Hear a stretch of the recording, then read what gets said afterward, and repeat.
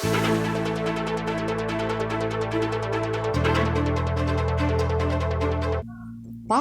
larami yaliwang obra maestra ni Matenakang Kapampangan na Erwin Dayrit kang SM City Pampanga Activity Center nganing Webis September 28. Inorganisa na inining akay ni Sol Cambeng City Tourism and Investment Promotions Office ng San Fernando. Metong yung painter Dayrit at tinanggap Most Outstanding Fernandino for the Arts anyang 2011.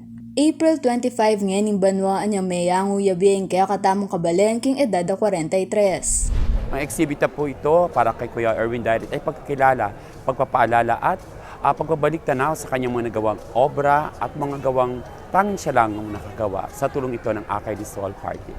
Siyempre, importante na gaganakan talang hanggang alana luuling pauli da rin karelang obra, mabiyay na pamurin ng karelang legacy kang kakatamong syudad ang pang kakatamong komunidad. At masaya tamo uling ing Akay ni Sol talagang alayang sawa king suportada kang Kuya Erwin Dayrit ang yang alane talagang pamikatagon tamo pamurin bangga na kanya at ayalala nung nanay itang masanting agyawa na para kang kakatamong syudad ng pampara ka rin Kapampangan.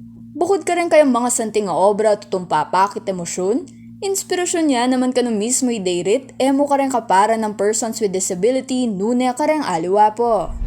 Biling isa po sa ambassador po ng Akay ni Sol, si Kuya Erwin Dayrit, isa po siya sa nakahikayat sa maraming mga PWD na mabumula ng pag-asa.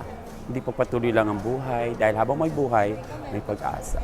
Meron niya kareng apakamalan tamong artist kang kakatamong syudad kong Erwin Dayrit. In fact, metong yang kareng Medinan Galal bilang Outstanding Fernandino in the field of arts and culture anyang 2011. At talaga namang madaguling maging contribution na lalong-lalo na member tayo kang City Arts, Culture and Tourism Council tamo kang syudad. Ampong metong yang kareng manimo ng kareng artist tamo kang San Fernando. Inyang may labas sa banwa, may display la naman ding obra maestra ng Dayrit king Giant Lantern Exhibit. Panagkat na namang City Tourism and Investment Promotion Officer ng Siyudad San Fernando ay Ching Pangilinan karang Memalen ay balawas yung pamanggambol king karelang talento kalupa ng gewa ng Dayrit. Siyempre, agad ang tala rin kaya katamong kabalan, alimo kayong San Fernando, no na kayong mabilog lalawigang Kapampangan na ilasanan sa asawa kayong pamangambol da kayong talento na Medinan Karela, lalong-lalo na kayong arts, sampang kayong culture, kalupan naming kapatid tamong Erwin Dayrit, no ka rin pepakit din kayang galingan pangaras kayong visual arts. Samantala, malyari ang pasyalan ng may sabing exhibit hanggang kayong Lunes, October 2. Po, ito na po ang tamang pagkakataon para imbitahan ko po kayong mga malalapit dito sa Pampanga na bisitahin po itong SM City Pampanga at tingnan, panoorin ang magagandang likha at obra, paintings ni Kuya Erwin Dayrit. Mula alas 10 ng umaga po hanggang alas 7 ng gabi, mapakikita niyo po ito.